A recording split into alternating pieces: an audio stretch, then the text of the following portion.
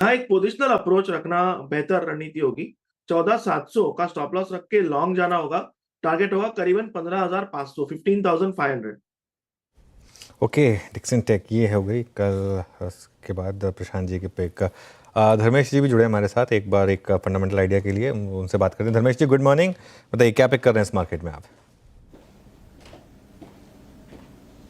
Good morning अनुज जी, good morning आशीष, सारे panelist और दर्शकों को वेरी गुड मॉर्निंग।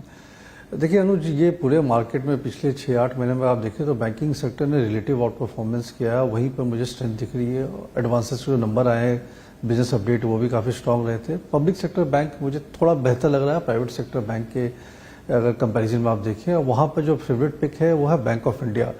ये पूरे साल इसने 15 से 14% के आसपास एडवांसेस से ग्रोथ किया। हर क्वार्टर में ईयर ऑन ईयर ये ग्रोथ रहा है। एसेट क्वालिटी इसकी स्टेबल रही है, निम्स स्टेबल रहा है और उसके साथ इनका जो कैपिटल एडिक्वेसी रेशियो है उसमें इंप्रूवमेंट देखने को मिली है। डिपॉजिट ग्रोथ भी 11-12% के आसपास रहा है। उस लिहाज से अगर स्टॉक प्राइस देखें तो कोई खास परफॉर्मेंस रहा नहीं है। मोर और लेस आपको 100 से 110-12 के बीच में स्टैग्नेट करता हो रहा है। तो मुझे लगता है अब टाइम आ गया जब इसमें एक काफ़ी अच्छी तेजी हो based on the fundamental earnings update. मुझे लगता है ये रन रेट कंटिन्यू रहेगा और वैल्यूएशन के हिसाब से 0.6 time price to book value 1 year forward चल रहा है। 0.7-0.75 चल सकता है। 140 का लॉन्ग टर्म टारगेट है, मतलब एक साल की अवधि के हिसाब से। बट ट्रेडिंग के हिसाब से मुझे लगता है 120-22 आराम से 1-2 दिन में आ जाना चाहिए। तो बैंक ऑफ इंडिया पे बाई करने की सलाह है। बैंक ऑफ इंडिया पसंद आ रहा है, फंडामेंटली एक अच्छी अट्रैक्टिव पिक हो सकती है। रैप अप कर देता हूं आज के सारे प्रिफर्ड ट्रेड्स। सब खरीदारी करने के कॉल, चाहे टेक्निकली हो चाहे फंडामेंटली हो। ओरेकल फाइनेंशियल्स गाबा सर का प्रिफर्ड आइडिया है। चार्ट्स बहुत बढ़िया है। 7750 का स्टॉप है, 8000 के टारगेट्स हैं। खुलने दीजिए ओरेकल को, देखिएगा किस तरह के समीकरण रिस्क रिवॉर्ड के लिहाज से बन रहे हैं, किस तरह की मार्जिन ऑफ सेफ्टी है, उसके बाद ये ट्रेड इनिशिएट कर लीजिएगा। बीएचईएल मानस का प्रेफर्ड पिक। कंसोलिडेशन के बाद कल एक ब्रेकआउट हुआ है 218 रुपए 50 पैसे के स्टॉप के साथ, तेजी करने का मन। ऐसे ही सतपुते साहब को सीडीएसएल का ट्रेंड बढ़िया लग रहा है। एक डाइवर्जेंस के बाद यहां पे भी ब्रेकआउट दिख रहा है। 1190 का स्टॉप है, खरीदारी का मन है। कल कैपिटल मार्केट स्टॉक्स गजब मूव, कल क्या फ्राइडे और कल दोनों दिन कैपिटल मार्केट्स के स्टॉक्स आउट परफॉर्मेंस के मूड में नजर आए। बहेती सर कह रहे हैं दिग्गज मारुति सुजुकी खरीदने का मन बनाइए। 11,650 का स्टॉप लगाइए, 12,300 तक के इवेंचुअल टारगेट्स हैं। डिक्सन टेक्नोलॉजीज, सावंत साहब कह रहे हैं ब्रेकआउट की कगार पे खड़ा हुआ है। वैसे कल लॉजिकली न्यूज पे तो थोड़ा ठंडा था, उसके बावजूद ईएमएस स्टॉक्स बढ़िया मूव को दिखा रहे थे। तो वो कह रहे हैं पोजिशनली खरीदिए इसको। 14,700 का स्टॉप लगाइए और 15,500 की तैयारी कर लीजिए और निबल कर सकते हैं, गिरावट में एक्यूमुलेट कर सकते हैं बैंक ऑफ इंडिया, जिसमें फंडामेंटली लगता है 140 तक की ऑन द वे अप तैयारी हो रही है।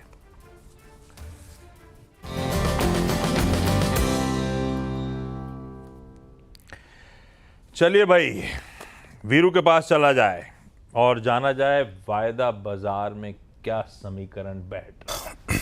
Veeru, good morning. Good morning. कल जिस स्पेस में 4 स्पेस जो कि लीड कर रहे थे, डेटा मतलब लॉन्ग, डेटा मतलब पुट राइटर्स का कन्विक्शन और कॉल राइटर्स का बैकफुट पे आना, 3 स्पेस थे।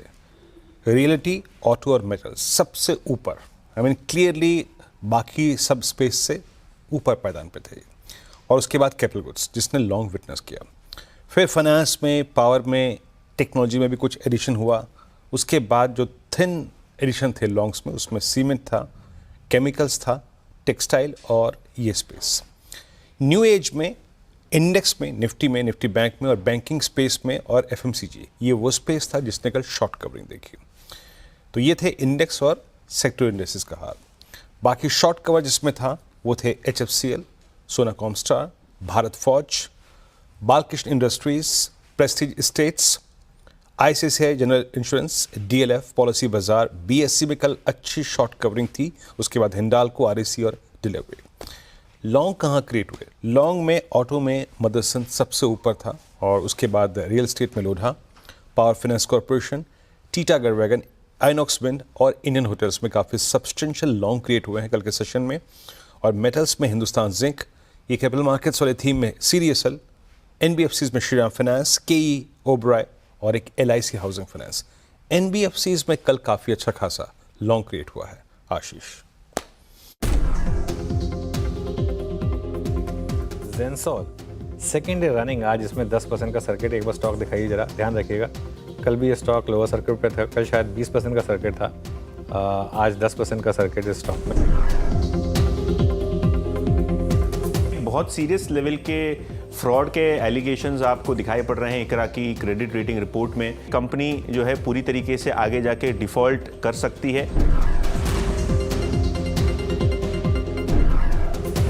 और वो वर्किंग कैपिटल साइकिल एक्सटेंड होने के कारणवश हमारे कुछ डेट ऑब्लिगेशंस टाइम पे सर्विस नहीं हुए थे। एक महीने में 56% स्टॉक गिर गया। बिल्कुल। और चाहे मैनेजमेंट जो भी आकर बोले, क्लियरली निवेशकों को तो पैसा गया ही है ना। और जिस तरीके से जो एक वो रेटिंग एजेंसीज कह रही हैं, अगर वो सही है, उसमें दम है अगर, तो ये सेबी की भी इन्वेस्टिगेशन का मामला बनता है इसमें। तो मुझे लगता है कि प्रोब होगी इसमें, बिल्कुल होनी भी चाहिए और होगी। अगर कुछ गलत नहीं किया तो ठीक है, तो निकल के आएगा, लेकिन एटलीस्ट मुझे लग रहा है कि यहाँ सेबी की प्रोब ज़रूर होनी चाहिए। लीजिए, जेंसॉल इंजीनियरिंग, ये बात हो रखी थी, लगातार चर्चा हुई जब से दिक्कतें सामने आई थी। एक प्रोब की तैयारी होनी चाहिए और हुआ भी। तब आप कुछ 318 था भाव तब, और मैं तो फ्रैंकली बोलूँ उसके बाद में भाव चेक नहीं करा है। अब देखिए 130 पे आ गया है वहाँ से, मतलब वहाँ से भी पता है। आज भी ना मुझे फ्रैंकली बोलूँ ना आशीष, मैं क्यों थोड़ा सा इन चीज़ों से लेकर रिस्क लगता है। आज मुझे एक ऐसे इंसान ने मैसेज किया जिसको मैं बहुत एक सक्सेसफुल इन्वेस्टर ट्रेडर मानता हूँ। उसने कहा कि सर ये तो कई कंपनियाँ करती हैं, तो अब बिजनेस तो अच्छा है, तो क्या इस लेवल पे मैं बाय कर लूँ? और मुझे ऐसे में डर लगता है, क्योंकि देखिए क्यों हाथ लगाना है ऐसी जगह पर। वो 330 वाला अब 130 आ गया, वो नोज ये कहाँ तक जाने वाला है। तो कंप्लीट अवॉइड। देखिए मैं कहता हूँ ऐसे स्टॉक से दूर रहिए प्लीज़। मार्केट में बहुत चीज़ें करने को, जरूरी नहीं है कि यहाँ पे आना है आपको। क्या हुआ एक बार बता देता हूँ। वैसे जेंसॉल के केस के बाद मैंने तब तक ध्यान नहीं दिया था। कल मैंने फाइनली ब्लू स्मार्ट की एक कैब रोड पे देखी तब अरे मुझे याद आया जेंसॉल। खैर शाम को अपडेट आए। जेंसॉल इंजीनियरिंग पे आपको याद होगा दिक्कतें क्या आई थी। कुछ आरोप लगे थे कि फंड डाइवर्जन हुआ है, फाइनेंशियल प्रैक्टिसेस कमजोर हैं, शेयर मैनिपुलेशन हुआ है, लोन डिफॉल्ट वगैरह हुए हैं। उसके बाद जांच हुई और कल शाम को बाजार बंद होने के बाद सेबी यानी कि रेगुलेटर का इंटरिम ऑर्डर सामने आया। क्या है उसकी इंपॉर्टेंट चीजें, अपडेट शेयर कर देता हूं। पहले तो प्रमोटर्स अनमोल सिंह जग्गी और पुनीत सिंह जग्गी को सिक्योरिटीज मार्केट में से बाहर कर दिया गया है। प्लस कोई भी इंपॉर्टेंट की मैनेजरियल पोजीशन, डायरेक्टरशिप वगैरह किसी भी लिस्टेड कंपनी में वो होल्ड नहीं कर सकते हैं। ये इन्वेस्टिगेशन कहता है कंपनी ने फंड्स का मिसयूज करा और इस कंपनी की फाइनेंशियल कंट्रोल्स जगह पे नहीं थे, इसीलिए खातों के फॉरेंसिक जांच की जरूरत है। प्रमोटर्स एक लिस्टेड पब्लिक कंपनी को एक अपनी प्रोप्राइटरी फर्म जैसे चला रहे थे, पिगी बैंक जैसे इस्तेमाल कर रहे थे इस कंपनी के फंड्स को। कंपनी ने 975 करोड़ रुपए के लोन लिए थे इरिडा पीएफसी जैसे इंस्टीट्यूशन से, ताकि इलेक्ट्रिक व्हीकल्स खरीदें।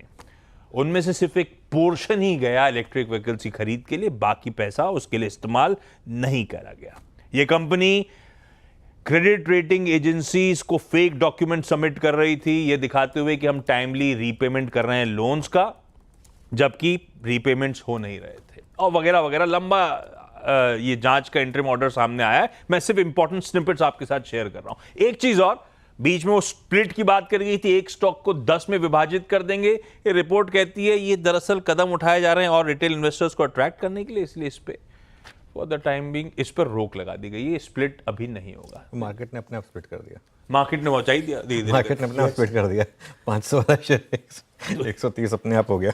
ये है जेंसॉल की कहानी। और बिल्कुल जब से बातचीत हुई उसके बाद देखिए क्या हाल है, थोड़ा सा ध्यान रखिएगा। ये हो गई। आगे बढ़ता हूं। इस पे तो एनालिस्ट से क्या बात करनी, मेरे ख्याल से 5% का लोअर सर्किट है, शायद उसी तरफ बढ़ रहा होगा ये स्टॉक। इसको छोड़ देते हैं, आगे बढ़ते हैं। कुछ इंपॉर्टेंट रिजल्ट्स कल शाम को आने थे। बाजार कल इंतजार था, बाजार बंद होने के बाद आए। 2 insurance companies, ICICI prudential, ICICI Lombard, साथ साथ इरिडा के नंबर्स आए। कैसे रहे नंबर्स, पहले ये समझ लेते हैं। कंचन बताएं। जी, शुरुआत करते हैं आईसीआईसीआई प्रूडेंशियल और लॉम्बार्ड के साथ। नंबर यहाँ पे ज्यादा ल्यूक्रेटिव हमें नजर नहीं आए हैं। अगर सबसे पहले बात करें प्रूडेंशियल की, तो जो अनुमान स्ट्रीट ने लगाया था वहां से नंबर हमें फीके आते हुए दिखाई दिए हैं। एनुअल प्रीमियम एक्विवेलेंट की बात करी जाए तो यहाँ पे करीब करीब 3% की हमें गिरावट देखने को मिली है। कंपनी का जो न्यू बिजनेस की वैल्यू है, हालांकि वहां पे हमें एक स्लाइट इंक्रीज देखने को मिला है 2.5% का। और जो ये हमें वीएनबी मार्जिन है, यहाँ पे हमें सुधार देखने को मिला। और जो वीएनबी मार्जिन सुधरे हैं वो बेसिकली सुधरे हैं जो इनका प्रोडक्ट मिक्स है उससे सपोर्ट मिला है कंपनी के मार्जिन्स को। इसके साथ ही साथ 0.85 पैसे पर शेयर का डिविडेंड ऐलान कर दिया है कंपनी ने। और ओवरऑल अगर फिस्कल ईयर 25 की बात करी जाए तो कंपनी ने एक माइलस्टोन टच किया है। 10,000 करोड़ का जो एपी है कंपनी ने पहली बार अचीव किया है, यानी कि वाई एंड वाई बेसिस पे यहाँ पे 15% की हमें ग्रोथ देखने को मिली है। लॉम्बार्ड के नतीजों की बात करी जाए तो देखिए कंपनी की जो प्रॉफिटेबिलिटी है वहां पे एक डेंट लगता हुआ हमें दिखाई दिया है करीब करीब 2% का। देखिए जो ये पैट हमें मिस होते हुए दिखाई दिया है वो मिस हुआ है बेसिकली जो इनका अंडर राइटिंग है वो काफी ज्यादा वीकर साइड पे है। जो अंडर राइटिंग लॉस है वो इस टाइम पे भी 210 करोड़ पे खड़ा है, जो कि पहले था लॉस अप्रोक्सीमेटली 235 करोड़ का। ग्रॉस प्रीमियम की बात करी जाए तो यहाँ पे आपको 10% का देखिए इजाफा देखने को मिलेगा, लेकिन जो अनुमान लगाया गया था वहां से ये अभी भी कम है। और ये कम इसलिए है बिकॉज जो व्हीकल की सेल्स है वहां पे हमें एक इंपैक्ट आता हुआ दिखाई दिया और उसका सीधा इंपैक्ट हमें कंपनी के ग्रॉस प्रीमियम में देखने को मिला है। कंपनी का जो ऑपरेटिंग प्रॉफिट है वो भी यहाँ पे 26% तक घटता हुआ नजर आया है। अब बात कर लेते हैं इरेडा के नंबर्स की। नंबर्स यहाँ पे हमें पॉजिटिव साइड में देखने को मिले हैं। कंपनी की प्रॉफिटेबिलिटी यानी कि नेट प्रॉफिट में करीब करीब 49% का हमें जंप देखने को मिला है। नेट इंटरेस्ट इनकम कंपनी की भी करीब करीब 48% तक बढ़ती हुई नजर आई है। वहीं रेवेन्यू में भी करीबन 37% का इजाफा हमें साल दर साल देखने को मिला है। इरिडा के नंबर्स तो अच्छे हैं, एसेट क्वालिटी भी इंप्रूव हुई सीक्वेंशियली, पर स्टॉक ऑलरेडी 8-9% चढ़ा हुआ है। गाबा सर, इरिडा का चार्ट खोल के रखना, मैं आता हूं आपके पास। दोनों इंश्योरेंस, जनरल हो या लाइफ हो, आईसीआईसीआई के जो आर्म्स हैं मिले जुले से दिख रहे हैं, पर ब्रोकरेजेस कैसे रीड कर रहे हैं? और बैती साहब, आईसीआईसीआई प्रू का चार्ट आप खोल के रखना, मैं आता हूं आपके पास। श्रेया, ब्रोकरेजेस क्या कर रही हैं दोनों इंश्योरेंस नंबर्स पे? जी सर, ब्रोकरेजेस थोड़े डिवाइडेड है, सब पे मैं अभी अपनी राय रखूंगी। देखिए ब्रोकरेजेस ने आईसीआईसीआई प्रू लाइफ पर अपनी रिपोर्ट निकाली है और जेफरीज और नोवामा की रिपोर्ट आई है। दोनों ही पॉजिटिव हैं फिलहाल तो इस पर, और दोनों ने ही बाई की कॉल दी है, लेकिन टारगेट प्राइस देखिएगा आप तो थोड़ा ट्रिम किया हुआ है। नोवामा ने बाई की कॉल दे दी है और टारगेट प्राइस 680 रुपये प्रति शेयर का रख दिया है। वही जेफरीज ने 670 रुपये का टारगेट प्राइस रखा है। जेफरीज का मानना है कि Q4 में आप देखिए वीएनबी में 2% की ग्रोथ देखने को मिली है। ऊंचे प्रीमियम और बेहतर मिक्स के चलते ये वैल्यू न्यू बिजनेस में ग्रोथ देखने को मिल रही है, इसलिए यहाँ पे बाई की कॉल आती हुई नजर आ रही है। और साथ ही आप देखिए फाइनेंशियल ईयर 2025 और 28 के लिए भी वीएनबी ग्रोथ का जो अनुमान है वो बढ़ा दिया है। अनुमान 6%, माफ़ कीजिएगा, घटाया है। फाइनेंशियल 2025 और 28 के लिए वीएनबी ग्रोथ का अनुमान 6% घटाया है और 25-28 के बीच में सालाना वीएनबी ग्रोथ का अनुमान 14% रहने की बात कही गई है। नोवामा ने भी यही सारे चीज़ें गिनाई। उनका मानना है कि वीएनबी में जिस तरीके से ग्रोथ देखने को मिली है वो एक पॉजिटिव ट्रिगर है, इसलिए आईसीआईसीआई प्रू फिलहाल आपको अपने रडार पर रखना चाहिए। ब्रोकरेजेस यहाँ पे बुलिश नजर आ रहे हैं। वही आईसीआईसीआई लॉम्बार्ड की बात करें तो ब्रोकरेजेस डिवाइडेड है। यहाँ पे मॉर्गन स्टैनली ने जहाँ डाउनग्रेड करके इक्वल वेट की कॉल रख दी है और टारगेट प्राइस भी आप देखें तो यहाँ पे कट कर दिया है। 1855 रुपये प्रति शेयर का टारगेट प्राइस मॉर्गन स्टैनली की तरफ से आईसीआईसीआई लॉम्बार्ड में आता हुआ नजर आ रहा है। वही जेफरीज ने बाय की कॉल दी है और टारगेट प्राइस को 2170 रुपये प्रति शेयर का रख दिया है।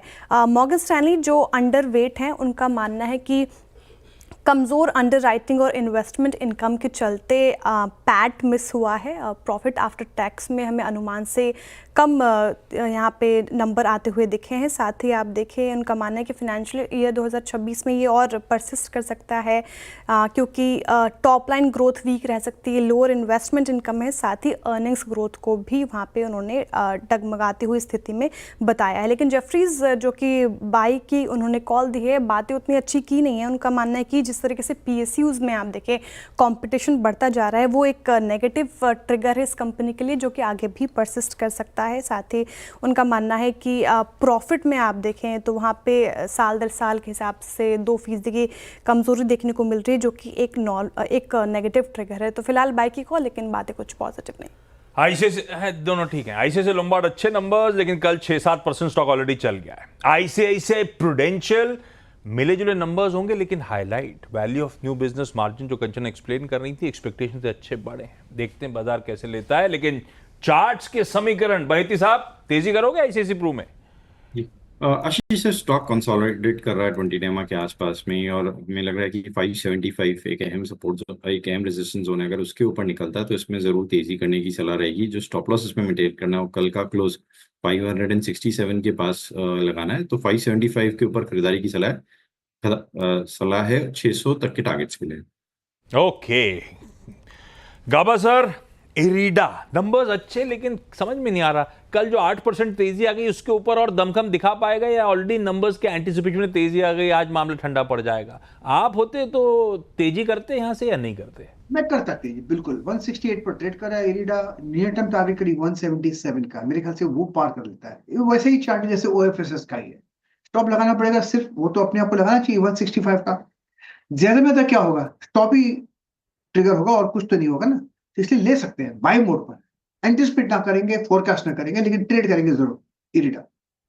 एक्चुअली पीएसयूज में ना थोड़ा सा रिस्क लिया जा सकता है मेरे ख्याल से, क्योंकि जब इस तरीके की रैली होती है तो नॉर्मली पीएसयूज आउट परफॉर्म करना शुरू करते हैं, और काफ़ी पीएसयूज में I think defence, railway, power PSUs, यहाँ मुझे लग रहा है कि थोड़ी सी तेज़ी हो रही है। जैसा गाबा सर ने कहा, एक स्टॉप लॉस आप लगाएंगे, कोई भी ट्रेड में लगाएंगे, लेकिन जस्ट बिकॉज स्टॉक पहले चल चुका है इस वजह से बिल्कुल उसको अवॉइड करना वो ठीक नहीं है। हाँ, आज देखते हैं स्क्रीन पर कैसे खुलता है और उसके बाद एक फ्रेश अप्रोच लीजिएगा।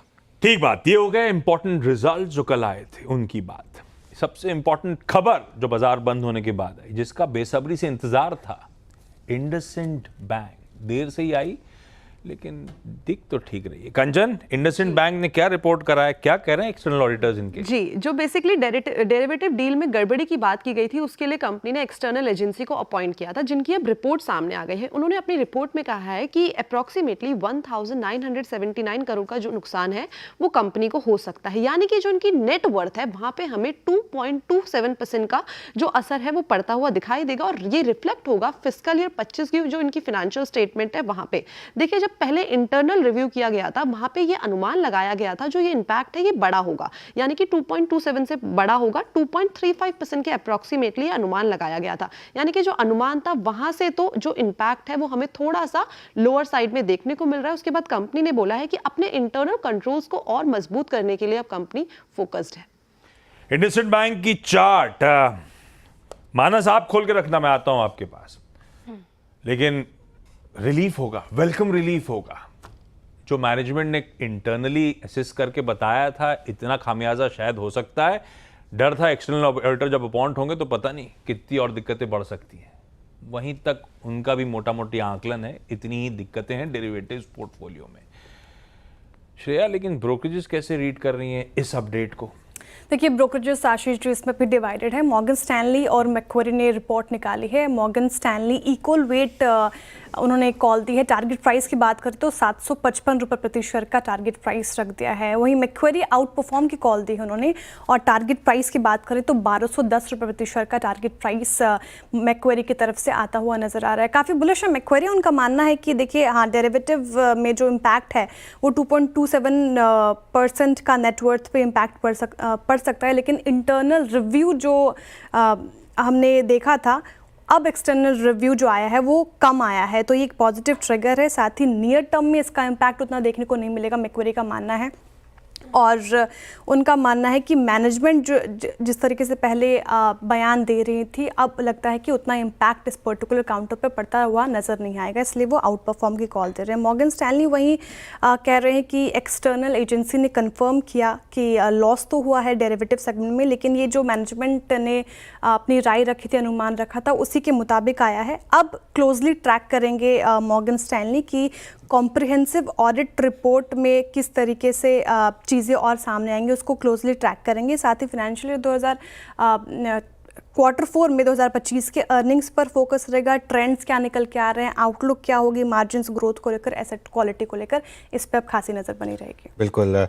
धर्मेश जी, कैसे अप्रोच करें स्टॉक को? एक अप्रोच ये है कि देखिए, एक private bank, large private bank one time price to book के नीचे ट्रेड कर रहा है और इतना ज़्यादा नुकसान है नहीं, लेकिन दूसरा व्यू ये रहेगा कि जो भी है नुकसान तो था और दिक्कत तो है। यहाँ पर आपकी अप्रोच क्या होगी? काफ़ी वॉलेटाइल स्टॉक है ये। जी अनुज, देखिए एक चीज़ जो इसमें सकारात्मक ये है कि प्रमोटर्स ने कहा था कि अगर जरूरत पड़ेगी तो इक्विटी इन्फ्यूजन भी होगा, तो ये जो 2% का नेटवर्थ इनका इरोड हुआ है, इससे अराउंड 8 से 10% का बिजनेस लॉस होगा। वहाँ पे अगर प्रमोटर्स इसमें इक्विटी डाल देते हैं तो फिर वो ऑफसेट हो जाता है। स्टॉक प्राइस उस हिसाब से जितनी डैमेज होनी चाहिए उस हिसाब से ऑलरेडी करेक्टेड है, और थोड़ा सा आपको जो नेगेटिविटी का जो प्रीमियम होता है वो भी स्टॉक प्राइस में इस वक्त इनबिल्ट है। एक ही चीज़ थोड़ी वरीसम थी कि जो इनका बिजनेस अपडेट आया था काफ़ी वीक आया था पिछले क्वार्टर का, Q4 का, तो मुझे लगता है थोड़ी डिसप्लिन के बाद अगर स्टेबल हो जाए तो वहाँ से चलना चाहिए। इतने सालों से बिजनेस में रहा और एक ढंग का बिजनेस करते हुए कंपनी आई है आगे, तो मुझे लगता है कि मैनेजमेंट चेंजेस के बाद यहाँ पे स्टेबिलिटी आएगी। तो अगर आप लॉन्ग टर्म इन्वेस्टमेंट है और थोड़ा बेनिफिट ऑफ डाउट देना चाहते हैं तो इस भाव पे निवेश करने की सलाह रहेगी। बस आपको समय देना पड़ेगा, 1 आध साल रुकना पड़ेगा, और अगर चीज़ें ठीक हो गई तो फिर तो यहाँ से ये मतलब 60-70% के आसपास तो आराम से प्राइस एप्रिशिएशन में मिल सकती है जब ये बेंचमार्क होंगे at par with other banks. 60-70% सुधर सकता है अगर चीज़ें पटरी पे आई। मुस्कुराते हुए गाबा सर को दिखाइएगा। मानस, मुस्कुराहट का कोई और कारण भी हो सकता है कल के अप मूव के बाद? और लेग्स हैं क्या? बिल्कुल, माफ करिए, बिल्कुल है। देखिए यहाँ पर कंसोलिडेशन देखने को मिल रहा था काफी समय से। स्टॉक एक रेजिस्टेंस फेस कर रहा था 720 रुपए के आसपास। कल वो रेजिस्टेंस प्राइस ब्रेकआउट देखने को मिला है, 20 डे मूविंग एवरेज के ऊपर निकला है। आई थिंक इस मूव में ये करीब करीब 800 रुपए तक के लेवल्स को टेस्ट कर सकता है। अगर कोई गिरावट मिल जाए तो खरीदारी करें, करंट लेवल्स पे नहीं, कोई गिरावट मिले तो खरीदारी करें 709 रुपए के स्टॉप लॉस के साथ। ओके, गिरावट में खरीदारी करिएगा, ये ध्यान रखिएगा। और अगर हालात रहे पटरी पे लंबी अवधि में, हो सकता है यहाँ से कुछ और गेन्स आ जाएं, जैसे धर्मेश मेंशन कर रहे थे। गैस कंपनीज यानी कि IGL, MGL वगैरह रडार पे रहेंगी। वो फोर्टनाइटली गैस एलोकेशन के अपडेट्स आए हुए हैं। कंचन, क्या अपडेट्स हैं? जी, मैं जिस्ट ऑफ द स्टोरी आपको बता देती हूँ। यहाँ पे जो 3 कंपनी है जो आपको रडार पे रखनी है, महानगर गैस, इंद्रप्रस्थ गैस और साथ ही साथ अडानी टोटल गैस। शुरुआत करते हैं महानगर गैस के साथ। यहाँ पे जो इनका APM एलोकेशन है वहाँ पे 18% की कटौती कर दी गई है। वहीं अगर हम IGL की बात करें तो यहाँ पे 20% की कटौती की गई है, लेकिन इसके बदले में इनको 125% न्यू वेल गैस मिला है। और साथ ही साथ अगर अडानी टोटल गैस की बात करी जाए तो यहाँ पे 15% की कटौती की गई है और बदले में इनको भी न्यू वेल गैस दिया गया है। अब इन सभी कंपनियों का क्यूमुलेटिव जो सामने आई है बात, वो कह रही है कि देखिए ये जो गैस है वो हमें न्यू वेल गैस जो है वो महंगी मिल रही है। और इस टाइम पे हम देख रहे हैं कि जो APM एलोकेशन है उसमें भी कटौती की गई है, जिसका सीधा इंपैक्ट हमें कंपनी की जो प्रॉफिटेबिलिटी है वहां पे आता हुआ दिखाई देगा। अब कंपनियां इस इंपैक्ट को कम करने के लिए कई सारे ऑप्शन जो है वो इस टाइम पे एक्सप्लोर कर रही है। बिल्कुल। अच्छा, इसमें ना एक चीज़ मैं बताऊं, थोड़ा सा एक कंपनी है ना अब एक जिसे कहते हैं कि फेवरेबल स्पॉट में आती जा रही है, खासतौर से इंद्रप्रस्थ गैस। आपको याद होगा प्राइस हाइक भी उतनी नहीं हो पाई थी जितना मार्केट एक्सपेक्ट कर रहा था, प्लस वो ड्राफ्ट भी आ गया EV पॉलिसी वाला, प्लस PNG CNG अब ऑलरेडी वो कंपेटिटिव एडवांटेज रह नहीं गई। वो जो लोग गाड़ियों में लाइन लगा खड़े हो जाते थे क्योंकि उसमें बहुत एडवांटेज थी, अब वो एडवांटेज भी नहीं रही है। जिस तरीके से क्रूड गिरा है, डीजल के प्राइस नहीं बढ़े हैं, उस तरीके से EV पे लोग फोकस कर रहे हैं। ये मुझे लग रहा है कि थोड़ी सी जो स्टोरी है ना, ये ऐसा लग रहा है कि थोड़ी धीरे धीरे खराब हो रही है बेसिकली IGL MGL वाली स्टोरी जो है। अच्छा, इस पे श्रेया ब्रोकरेजेस क्या कर रही हैं? जी, जेफरीज की रिपोर्ट आई है, MGL पे अंडर परफॉर्म की कॉल आ गई है। टारगेट प्राइस की बात करें तो 1220 रुपये प्रति शेयर का टारगेट प्राइस रख दिया है। खबर हमने कंचन से समझी। देखिए APM गैस एलोकेशन में 18% की कमी है और इस कमी के कारण CNG वॉल्यूम में 26% की कमी हो गई। और अब आवंटन में कमी की भरपाई कहाँ से होगी, तो गैस कुओं से होगी। फिनेंशियल 2025-27 के दौरान फ्लैट EPS रह सकती है, ऐसा जेफरीज का मानना है MGL को लेकर। और हाल में आप देखें CNG PNG कीमतों में जो बढ़ोतरी है उस से भी इसका असर कम नहीं होगा, तो इसलिए फिलहाल MGL पर अंडर परफॉर्म की कॉल आती हुई नजर आ रही है। ओके कंचन, बाकी के स्टॉक से न्यूज़। जी, शुरुआत करते हैं ऑयल इंडिया के साथ। राउंड 9 में कंपनी को 9 नए एक्सप्लोरेशन ब्लॉक मिले हैं। अब यानी कि ऑयल इंडिया का जो एक्सप्लोरेशन एरिया है वो 85% बढ़ता हुआ दिखाई दिया है। वेदांता आज आपको फोकस में रखना होगा बिकॉज राउंड 9 में इन्हें भी 7 न्यू ब्लॉक्स में दिए गए हैं।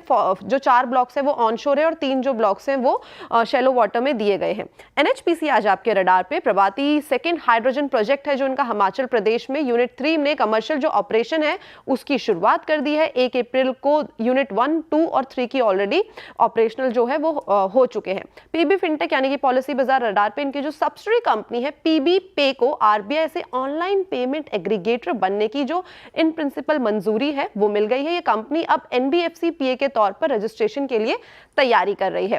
Aster DM health care quality care India का एस्टर में जो मर्जर है उसको सीसीआई की मंजूरी मिल गई है। मर्जर के बाद होगा एस्टर, इसका जो नाम है वो हो जाएगा Aster DM quality care limited. Merger से पहले की बात करी जाए तो क्वालिटी केयर में 5% का जो कंपनी है वो हिस्सा खरीदेगी। सेंटिला की हिस्सेदारी 10% से कम की होगी और कोई भी कंट्रोल राइट नहीं होगा। साथ ही साथ मैक्स इंडिया को रडार पे रखना चाहिए। राइट इशू के जरिए कंपनी जो है वो 125 करोड़ जुटाने वाली है। डाबर इंडिया आज रडार पे, इसकी जो आर्म है डाबर इंटरनेशनल, उन्होंने यूके में अपनी एक नई सब्सिडरी बनाने वाली है। बढ़िया, ये सारे स्टॉक्स रडार पे। इस नोट पर मुनाफे की तैयारी समेट के एंटर करते हैं आज के पहला सौदा में।